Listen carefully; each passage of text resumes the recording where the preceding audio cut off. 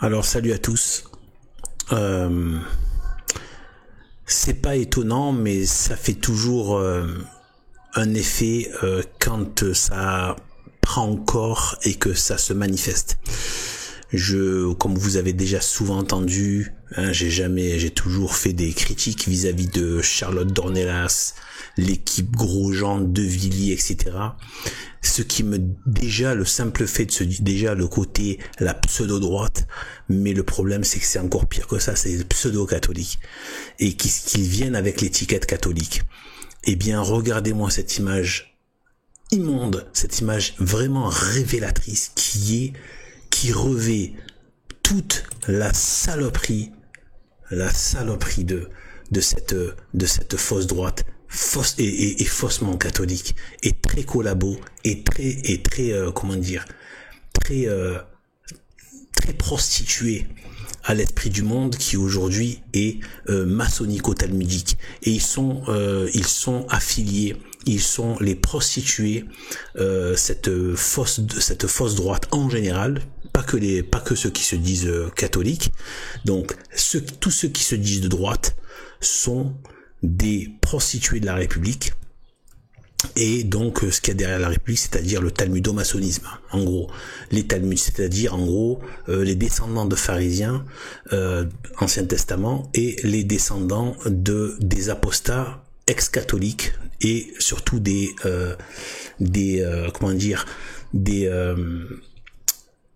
moi je les appelle quasiment les pharisiens du Nouveau Testament, voilà, de la Nouvelle Alliance. C'est les pharisiens, ce sont à la fois les rois maudits, les rois de France, à partir de Philippe le Bel, je parle, et la lignée donc des rois maudits, qui se sont dressés contre Dieu, qui se sont dressés contre le pape. Et c'est à partir de là que tout est parti en vrille. Donc en fait, on a les pharisiens, donc, et l'Ancien Testament, et du coup, ils ont perdu Israël. Ensuite, il y a les traîtres de la Nouvelle Alliance avec les mauvais rois. Et ensuite, jusqu'à arriver à la République qui a fini par infester, y compris le Vatican. Et du coup, eh bien maintenant, la France est perdue, l'Europe est perdue, et de plus en plus perdue. Voilà. Donc envahi, submersion des étrangers, tout ça, ce n'est que du châtiment, non seulement de l'apostasie, mais attention, le mot l'apostasie, c'est pas le pire, c'est déjà en soi quelque chose d'affreux, d'ignoble, qui mérite l'enfer éternel, mais en plus c'est le combat, la moquerie, le blasphème, c'est-à-dire vouloir en découdre avec Dieu.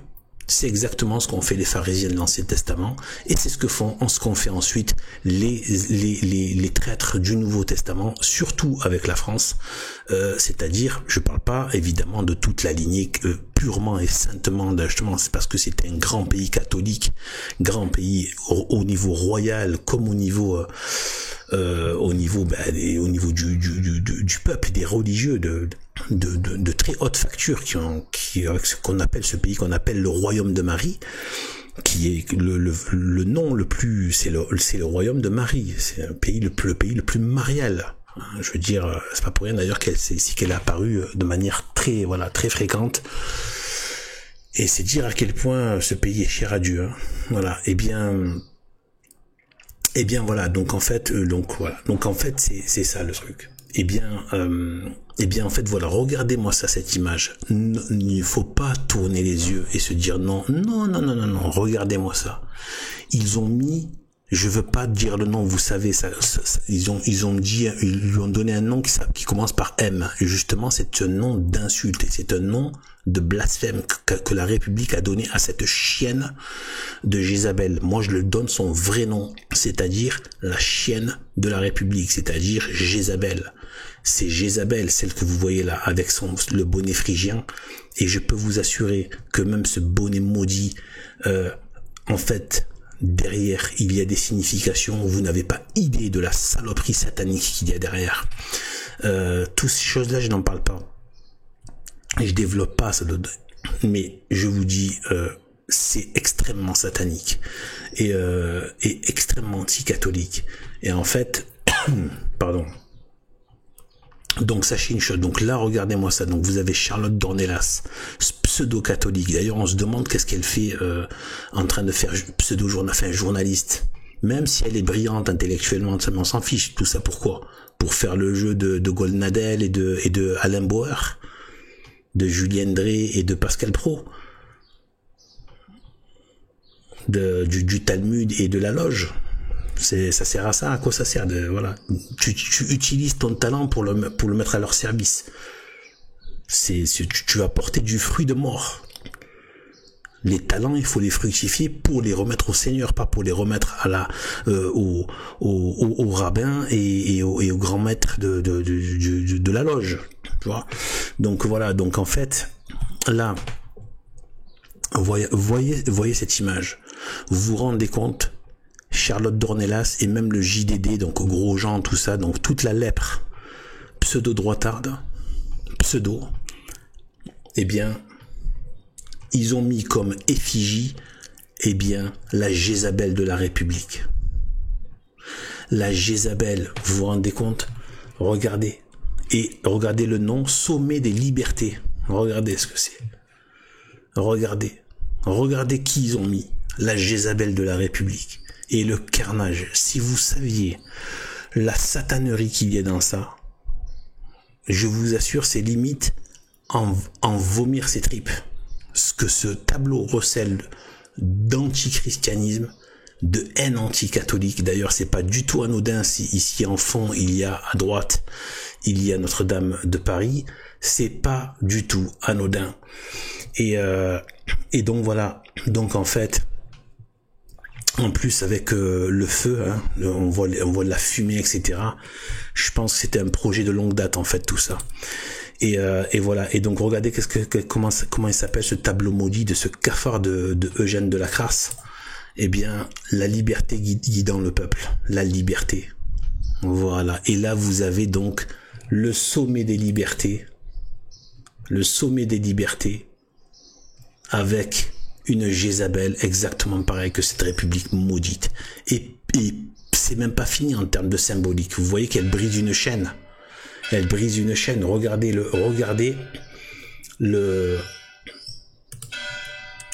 ça. Donc ça c'est le tableau hein, de la déclaration maudite des droits de l'homme de péché et de fils de perdition, avec le serpent, etc. Et bien en fait, regardez ici là à gauche, voilà. Donc elle brise les chaînes. Là c'est une chaîne à gauche en plus en noir comme ça, des chaînes noires brisées. Vous voyez ici, voilà.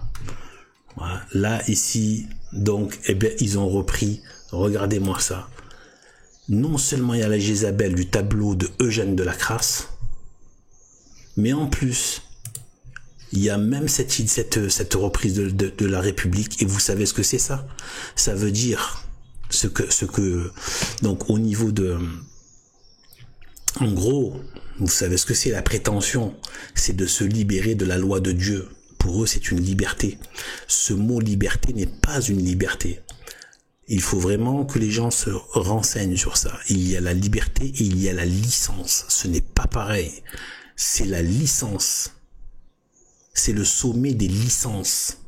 Les LGBTistes aussi sont pour la liberté. Les gauchistes aussi sont pour la liberté. D'ailleurs, tout le mouvement libertaire, libéraux libertaires. C'est pourquoi c'est pas la liberté entendue comme saint Thomas d'Aquin, comme l'Église qui dit que notre liberté est reliée à notre finalité. Notre liberté n'a de sens que dans l'accomplissement de notre finalité. Je prends toujours cet exemple, les ailes d'un oiseau, la finalité des ailes, c'est de voler, c'est de transporter l'oiseau dans son entier. Donc la finalité des ailes, c'est de voler. Lorsque les ailes, si elles sont pas brisées, etc., et qu'il peut voler, eh bien il a la liberté de voler. L'oiseau a la liberté de voler grâce avec ses ailes. Donc ses ailes accomplissent leur finalité, qui est de faire voler l'oiseau. D'accord? Mais s'il utilise ses ailes pour marcher, par exemple, il peut avoir ce qu'on appelle une fausse liberté, c'est-à-dire d'utiliser ses ailes pour marcher. Ce qu'il va faire, c'est qu'il va se faire mal, et il va se casser les ailes. Il va ni marcher, ni s'envoler.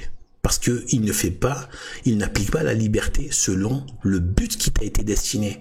Or, nous, notre liberté, c'est d'aimer, nous unir, glorifier Dieu, nous soumettre, l'aimer, aimer, je dis bien aimer, être humilié devant Dieu, parce que c'est un bonheur de s'humilier devant Dieu, parce qu'on s'humilie devant la majesté toute puissante, qui est d'une beauté, qui est d'une sublimité, d'une suavité toute puissante. À votre avis, pourquoi est-ce que les deux anges qui sont sur l'arche d'alliance que Dieu a demandé, eh bien, ils sont prosternés, alors que ce sont des anges qui sont bien des milliers de fois plus intelligents que nous, plus forts que nous, etc. Dieu leur donne des forces qu'on n'a pas nous. Eh bien, quand ils s'humilient devant Dieu, ils sont pas contraints. C'est en présence de la majesté divine, ils ne peuvent faire autrement que d'eux. Mais c'est un bonheur. Ils sont pas en train de s'humilier à contre-cœur. C'est un bonheur que de s'humilier devant Dieu. Eh bien, en fait, nous, c'est notre finalité de l'aimer, d'être unis à lui, de vivre de sa vie, que lui nous donne sa vie par l'âme. C'est lui qui nous donne la vie. On n'a pas de vie par nous-mêmes. Ce que le monde moderne donne comme soi-disant vie, ce n'est que la vie, la pseudo-vie biologique, la vie animale.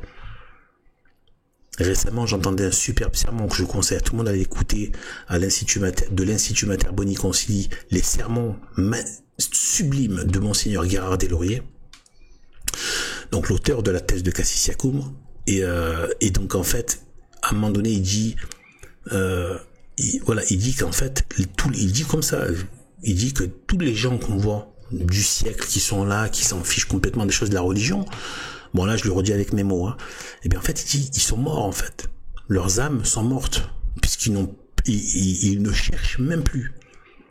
Et il y a une sorte en fait, ils ont commis le péché de se détourner complètement de Dieu, mais après ils ne le cherchent même plus. Et moi, je me vois dans ma vie passée, c'est exactement ça. Au bout d'un moment, tu ne fais que chercher ta vie biologique, humaine, terrestre. Voilà. Les passions humaines, terrestres, les objectifs humains, terrestres, les appétits humains, biologiques, terrestres, etc., etc. Et qui sont tous en plus corrompus et en plus tordus, si au moins ils étaient en ordre. Comme chez les animaux, même pas. Alors, ils sont plus désordonnés parce que l'être humain, voilà. Et c'est différent par rapport parce que nous sommes des êtres moraux, contrairement aux animaux. En plus nous on a le libre arbitre. Donc en fait voilà, donc il faut pas oublier que même un cafard ou un porc, il faut pas marcher à côté de je sais pas moi d'un cheval ou d'un moustique ou d'un pigeon et se croire supérieur à lui. Moi je me dis que nous on doit baisser la tête et faire attention, parce que ces petits animaux là et ces petits insectes, eh ben eux ils ont jamais offensé Dieu, ils ont jamais péché, voilà. Et nous, soi-disant avec plus d'intelligence et etc., et à la fin et la liberté de etc., et plus de capacité, tout ça pour offenser Dieu. On a offensé la majesté toute puissante. Même un animal, voilà, même un canard, une oie, voilà, eh ben lui, il a jamais offensé Dieu, parce que tout ce qu'il fait, il le fait, voilà.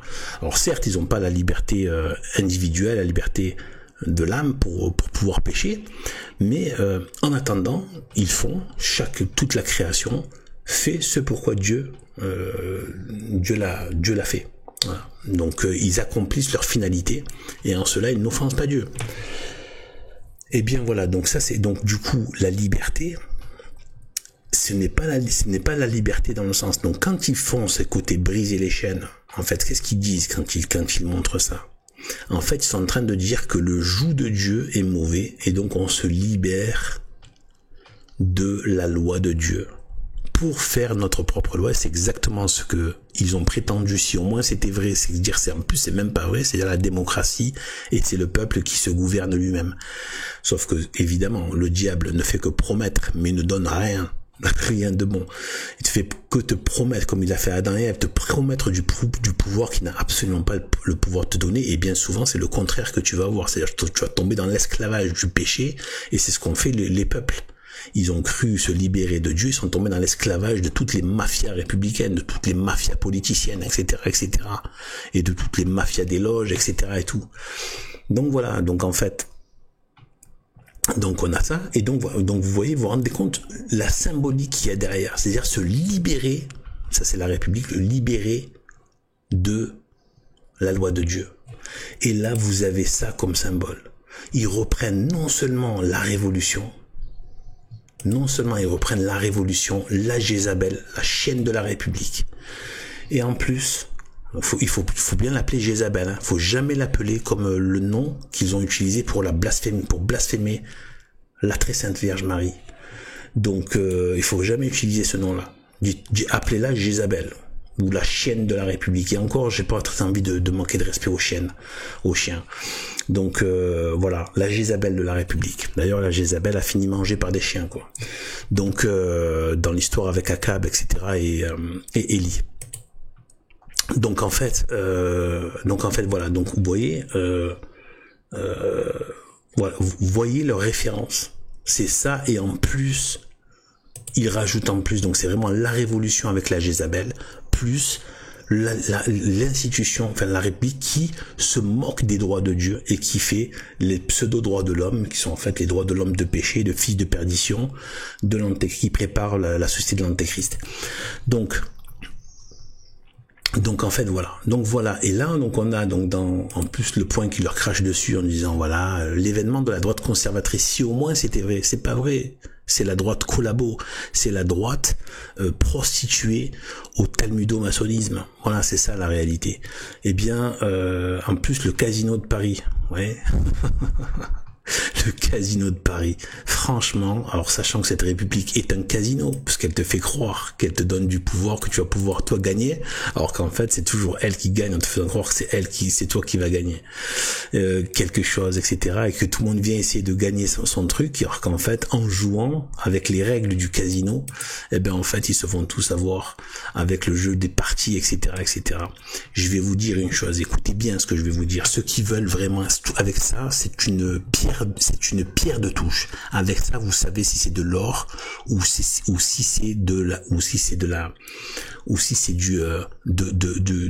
du métal rouillé. D'accord? Vous savez ce que c'est. La différence entre les deux. Et ça, c'est imparable. Il faut savoir, la vraie droite, c'est celle qui veut que Jésus-Christ règne par son vrai pape, pas par les cafards de Vatican II, hein. Donc par un vrai pape. Donc par un vrai pape, eh bien tous ceux qui ne veulent pas sortir du système républicain, et attention, pas juste sortir pour refaire une autre dinguerie, non, pour refaire une autre, c'est pas pour refaire un autre bordel si on veut, mais c'est la pierre de touche, c'est la royauté de notre Seigneur. Il a été question de ça. Au dimanche des Rameaux, le peuple l'a reconnu comme roi, Hosanna, et comme le roi. Ensuite, le peuple étant très volatile, pour ceux qui croient que le buzz ça sert à quelque chose, tu peux faire le buzz, demain le peuple il te crache dessus, le lendemain il te crache dessus. Si le vent tourne ou quoi. Et donc en fait, voilà ce qu'ils ont fait. Eh bien, et ensuite le chef d'accusation, ça a été quoi? C'est que il s'est dit roi et il a pas nié devant Ponce Pilate qu'il est roi. D'accord? Parce qu'il est le roi, mais il est venu témoigner de la vérité, qui est Dieu, et que son royaume, même s'il n'est pas de ce monde, mais il a dit je suis roi quand même. Bien sûr qu'il est roi. Et c'est ça que les juifs à l'époque, hein, les mauvais juifs de l'époque les pharisiens ont trouvé comme chef d'accusation pour le faire crucifier, c'est il s'est dit roi. Et regardez une des phrases, si ce n'est la phrase la plus terrible, la plus violente que Jésus-Christ ait pu dire. Ceux qui n'ont pas voulu que je règne sur eux, ça a retrouvé le verset exact. Désolé, je le dis avec mes mots. Pardon mon Dieu, pardon mon Seigneur. Je le dis avec mes mots, mais c'est exactement ça. Voilà, quelque chose près. Ceux qui n'ont pas voulu que je règne sur eux, apportez-les devant moi et mettez-les à mort. Et bien en fait, c'était une prophétisation de ce qui s'est passé après en l'an 70, c'est-à-dire quand il y a eu la sac du temple, qu'ils ont détruit le temple et qu'il y a eu aussi un génocide. Je sais pas si vous, mais il y a eu, les Romains ont génocidé des milliers de Juifs. Donc ça a été un carnage. Oui, il y a véritablement eu un génocide. Donc ceux qui n'ont pas voulu que Jésus-Christ règne sur eux, ils sont tombés sous l'esclavage des Romains qui les ont mis à mort et ils se sont fait fracasser au niveau du temple. Donc, or que Jésus s'identifie totalement au temple.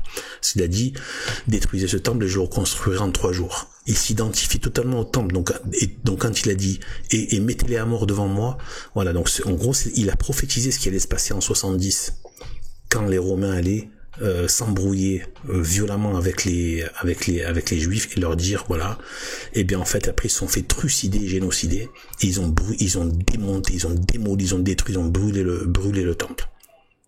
Même le temple, ça a été prophétisé parce qu'il a dit il ne restera pas pierre sur pierre qui ne soit renversé. Donc il a tout prophétisé, à la fois la destruction du temple et le fait qu'ils vont être mis à mort parce qu'ils n'ont pas voulu qu'il règne sur eux. Parce que quand on ne veut pas que Jésus-Christ règne, faut pas croire que ça va, ouais, c'est juste, oui, bon, bah, c'est pas de la démocratie, bon, bah, si tu veux pas ça, bah, tu vas faire ta vie à côté. Non, tu vas connaître la mort. Puisque si, et le deuil, la mort et le deuil. Parce que, il n'y a de vie que dans ce roi. Si tu n'es pas dans, c'est pour ça que toutes les autres sociétés, c'est la mort qui règne de partout. Société de mort. Société islamique, société hindoue, société, regardez les Chinois, que ce soit vis-à-vis des hommes, même vis-à-vis des animaux. Les animaux sont très malheureux dans les sociétés qui ne sont pas chrétiennes, etc., etc. Eh bien, voilà, la mort, la destruction, la perte de la nation, la perte du peuple. Tout ça, tu vas connaître la mort. Parce que tu ne veux pas que Jésus-Christ règne. Eh bien voilà, la France, elle en est morte d'avoir rejeté et les Français en sont morts et sont en train d'agoniser sous les flots de la submersion et dans une espèce de démence, parce que le gauchisme, c'est vraiment ce n'est pas une maladie mentale, c'est une maladie spirituelle, c'est de la démence spirituelle. Ces gens sont possédés par le mal de la prévarication contre Dieu, contre la vérité catholique. Ce sont tous des descendants, si tu remontes dans leur chaîne généalogique, de catholiques. Et c'est en fait, les ennemis de Dieu, ils ont pour maître Satan. Ils ont changé de père. Il n'y a pas d'entre-deux. Si tu n'as pas pour père Dieu le Père Tout-Puissant, eh bien tu vas avoir comme père le diable, Satan. Tu ne peux pas ne pas avoir de père. Et c'est déjà dans la Genèse. Je mettrai une inimitié entre ta descendance et sa descendance. Et on sait bien que sa descendance n'est pas que les démons. C'est tous les hommes qui vont adhérer aux démons. Adhérer au péché déjà et aux démons. Aux démons et au péché. Ça marche toujours comme ça. Il y a toujours la participation de l'homme. C'est pas que le démon qui téléguide l'être humain.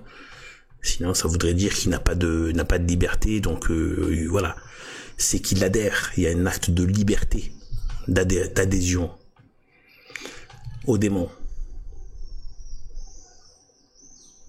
Vous voyez? Eh bien, ça devient la descendance du diable. Et après, Dieu le dit lui-même, Dieu Jésus-Christ le dit dans l'évangile, quand il dit votre père, c'est le diable. Et donc, ils pratiquent le mensonge parce que leur père, c'est le mensonge. C'est pour ça que les gauchistes sont des menteurs. Comme les talmudistes sont des menteurs, comme les francs-maçons sont des menteurs. Parce que leur père est le père du mensonge. Ils sont homicides. C'est pour ça que cette république s'est faite sur l'homicide, sur la guillotine, et qu'elle a continué avec tout le reste. Napoléon a fait a massacré toute l'Europe, etc. Les communistes, ils ont fait des génocides. Ils pratiquent le mensonge et l'homicide. Et en plus, ça provoque la mort en général. D'autres types de morts par effacement de population. Et la laideur de ce qui se passe par derrière, c'est la laideur du péché, la laideur de rejeter celui qui est le roi des rois et le seigneur des seigneurs et qui est aimable par-dessus toute créature. Lui et sa très sainte mère Marie. Eh bien, voilà ce que fait cette pseudo-droite et pseudo-catholique. Ils sont là en train de se trimballer avec les symboles les plus abominables de la République contre la vérité catholique. En train de balader des gens qui croient que ces gens-là représentent quelque chose de catholique. Qu'est-ce qu'elle fait d'ailleurs, elle, Charlotte Dornelas, Eugénie Bastier, et tout ce qu'est-ce qu'ils font là à la télé là, dans l'ordre des choses, dans la loi de Dieu, une femme, soit les mères, épouses, si elle a eu la malchance de ne pas si on veut d'être stérile, de ne pas pouvoir faire d'enfants. De toute manière, elle peut vivre en état d'épouse aussi. C'est pas interdit. Ça peut être, voilà. Ou alors, c'est la vie religieuse. Mais il n'y a pas l'option, tu deviens une espèce de je sais pas quoi, de journaliste qui soi-disant décrypte l'actualité et surtout en plus pour faire le jeu du rabbin et du maçon, quoi. C'est ça le truc. Et donc voilà ce que c'est. C'est l'union des prostituées faussement catholiques et faussement de droite. Et je vais vous dire une chose, donc écoutez bien par rapport à ce que je vous ai dit, par rapport à qui la pierre de touche. Qui veut que Jésus-Christ soit le roi? C'est pas pour rien qu'on dit le roi des rois. Parce que les rois doivent reconnaître qu'ils ont eux-mêmes un roi et qui est Jésus-Christ et qu'il règne par le vrai pape. Chef du sacerdoce sur terre.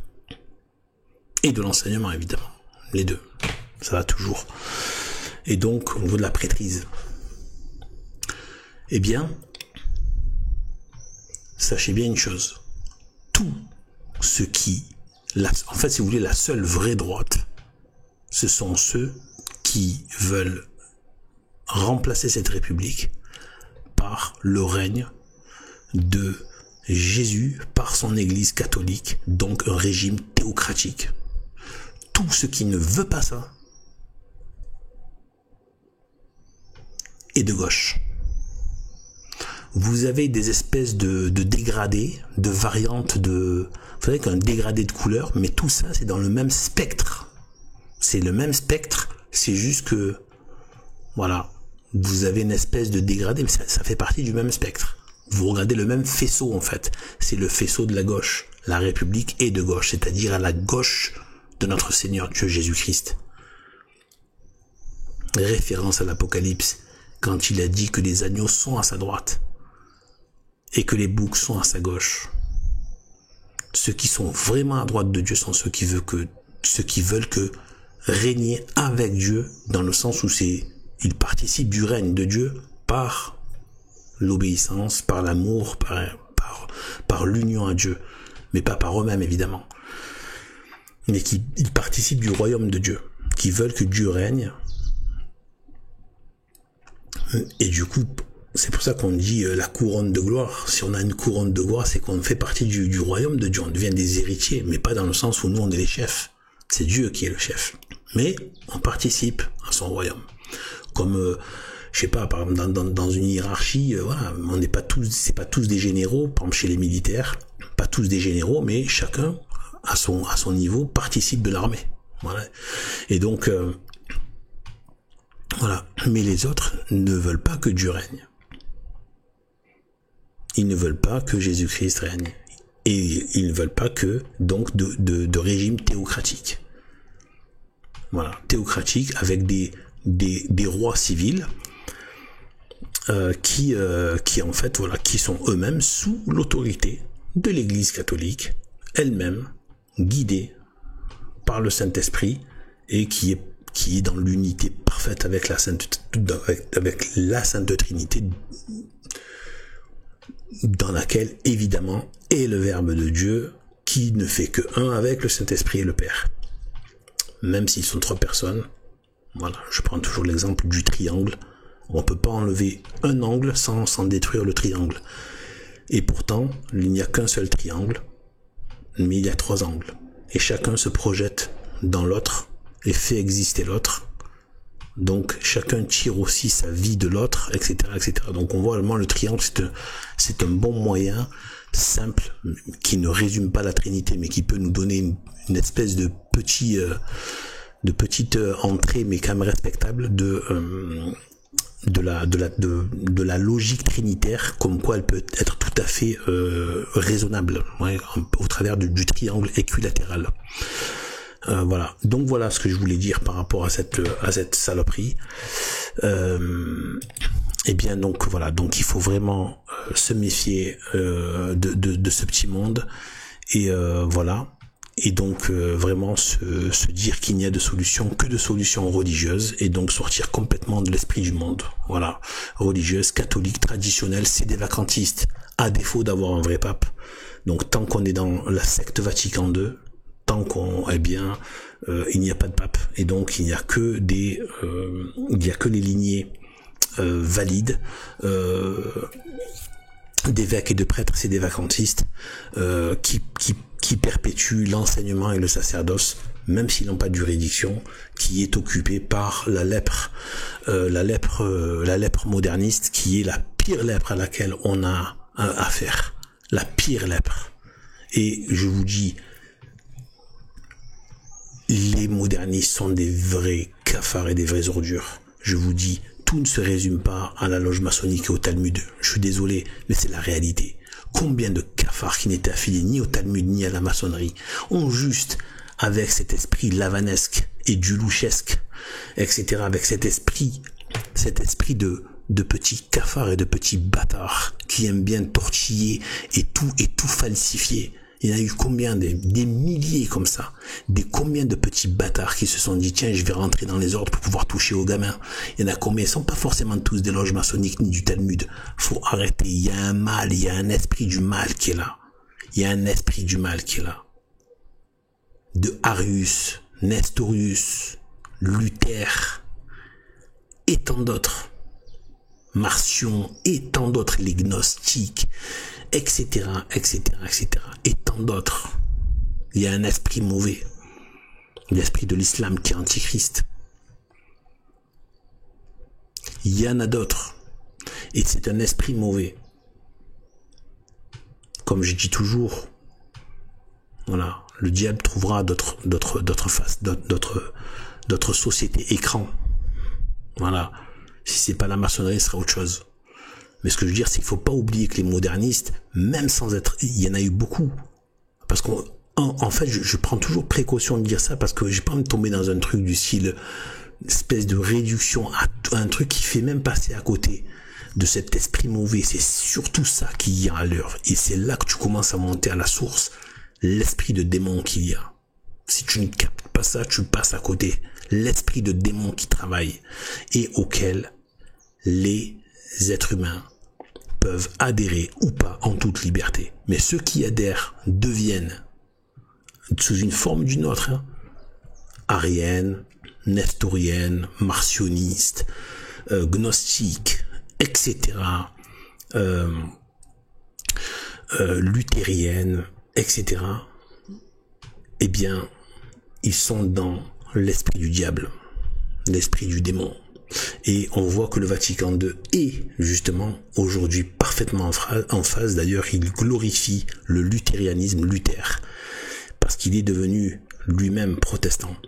Et voilà, vous voyez un peu le lien qu'il y a. Il a cet esprit de Luther.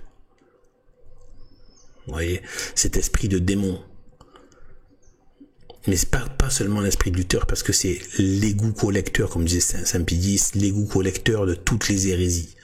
Toutes les dingueries, toutes les folies, toutes les saloperies, c'est là.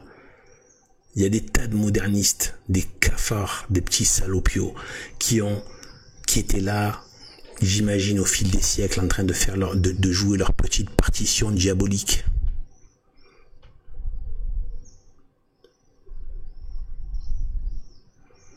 De jouer leur petite partition diabolique tout en prenant une soutane. Et en étant des bons petits cafards au quotidien. Quand je dis des bons petits connards au quotidien. En train de faire leur petite saloperie dans le forêt. De pervertir les choses. En faisant semblant l'air de ne pas y toucher. Que Dieu nous bénisse.